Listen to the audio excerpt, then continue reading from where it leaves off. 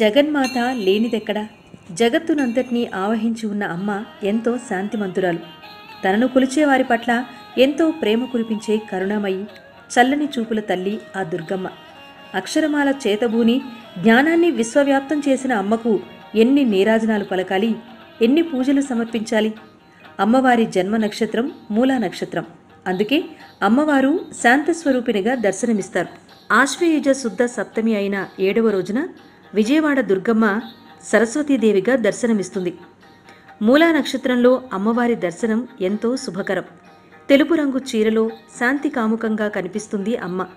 ఈరోజు అమ్మవారికి నైవేద్యంగా పాయసం, గుగ్గిళ్ళు సమర్పిస్తారు. చదువుల తల్లిగా దర్శనమిచ్చే అమ్మవారిని దర్శించటం వలన బుద్ధి వికాసం, విద్యాలాభం కలుగుతాయని భక్తుల విశ్వాసం.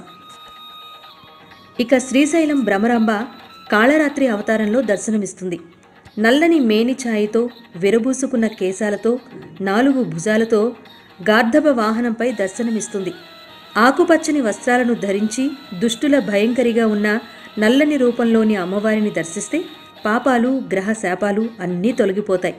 అంధకారానికి ప్రతీక అయిన నలుపు రంగులో అమ్మవారిని దర్శించడం వలన అజ్ఞానం అనే అంధకారం తొలగి జ్ఞానాన్ని ప్రసాదిస్తుంది. ఇక వరంగల్ భద్రకాళి అమ్మవారు దుర్గా అవతారంలో దర్శనమిస్తుంది. ఎర్రని ఎరుపు రంగు చీరలో అమ్మవారు దర్శనమిస్తుంది.